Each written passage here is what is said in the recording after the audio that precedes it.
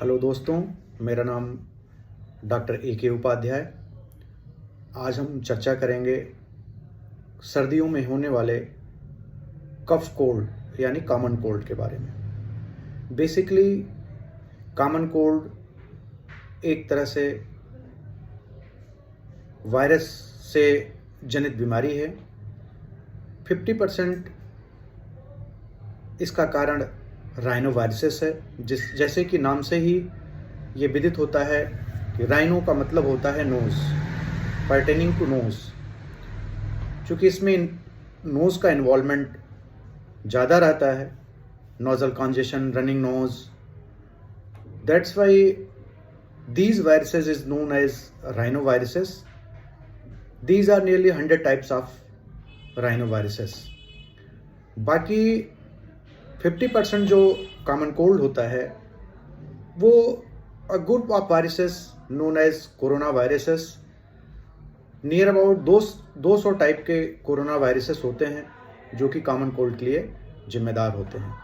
Basically ये viruses बहुत ज़्यादा पोटेंट नहीं होते, ये डिजीज़ काज करते हैं और ये बीमारी सेल्फ लिमिटिंग होती है। That's why this is known as अपने आप ठीक होने वाली बीमारी, सेल्फ लिमिटिंग डिजीज़।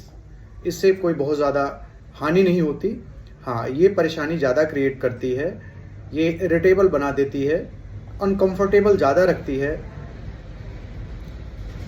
इसमें इसके जो लक्षण होते हैं, पहला लक्षण तो इसका थ्रॉट इरिटेशन होता है, गले में खराश बना रहना, नोजल कॉन्जेशन होता है, रनिंग नोज होना, कफ होता है, बार बार खांसी आती है, बाद में हेडेक, बॉडी एक, माइल्ड ग्रेड फीवर या हाई ग्रेड फीवर भी इसमें हो सकता है। बेसिकली कोई भी वायरस तभी हमारे शरीर में इन्वेड करता है, अटैक करता है, जब हमारे शरीर की इम्यूनिटी वीक हो।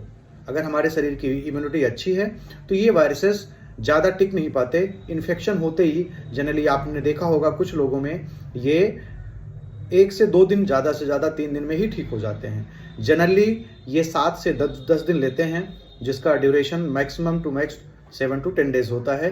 10 डेज में ये सेल्फ अपने आप ही ठीक हो जाते हैं। बॉडी इनके अगेंस्ट इंटरफेरॉन बनाती है जो वायरसेस को किल कर देती है। ये एक टाइप का बॉडी का हथियार है वायरसेस को मारने के लिए, जिसको हम इंटरफेरॉन कहते हैं। वो एक टाइप का प्रोटीन होता है। इसीलिए हम कहते हैं कि जब कभी वायरल डिजीज़ होती है तो हमें हाई प्रोटीन डाइट लेनी होती है। हमें ज़्यादा से ज़्यादा हाई प्रोटीन डाइट्स लेनी चाहिए। High protein diets, rest, plenty of fluids, इसका मेन लाइन ऑफ ट्रीटमेंट है। आप गुनगुने पानी से गरारे करें, आराम करें। आप अगर नाजल कॉन्जेशन है तो आप स्टीम ले सकते हैं, जिससे आपका कॉन्जेशन कम हो जाएगा। ज़्यादा दर्द होने पे सिंपल पैरासीटामॉल की गोली आप ले सकते हैं। ज़्यादा दवाई के चक्कर में ना पड़ें। वायरल डिजीज़ों में जनरली एंटीबायोटिक का कोई रोल नहीं होता अनटिल अनलेस कोई डॉक्टर प्रेस्क्राइब करे। तो सबसे ज़्यादा प्रोफ्यूजली यूज़ होने वाली एंटीबायोटिक, किसी भी डिजीज़ में खाई जाने वाली एंटीबायोटिक, ये अच्छी बात नहीं होती है, जो कि शरीर के लिए काफ़ी नुकसानदेह है। अगर 7 to 10 डेज में ये आपका कॉमन कोल्ड ठीक नहीं होता है, कफ कोल्ड या फीवर जो भी है, आपके सिम्टम ठीक नहीं होते हैं, परसिस्ट करते हैं फर्दर, तो आपको डॉक्टर से कंसल्ट करना चाहिए।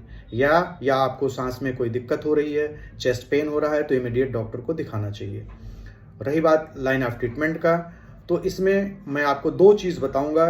That is a drug of choice Ayurveda के हिसाब से। इसमें आपको कुछ नहीं करना है, गुनगुने पानी से नियरली 3 to 5 ग्राम अजवाइन इसको लीजिए।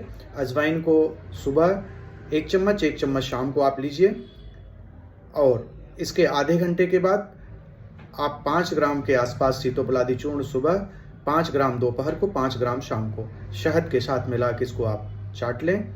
ये आप 3 to 10 डेज इसको कंटिन्यूस रखें। अजवाइन को तो आप जब तक सिम्टम है 3 दिन से ज़्यादा नहीं लेना है, 3 से 4 दिन।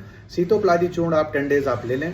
ये आपकी इम्यूनिटी को स्ट्रॉन्ग करेगा, वायरसेस को किल करने में हेल्प करेगा, नोजल कॉन्जेशन को कम करेगा, ये बॉडी एक में आपको हेल्प करेगा, एपेटाइट को बढ़ाएगा। ये बहुत सारे डिजीज़ों में काम करता है। This is a drug of choice for the common cold. ये पूरी जानकारी रही कॉमन कोल्ड के बारे में। दोस्तों, बहुत बहुत धन्यवाद।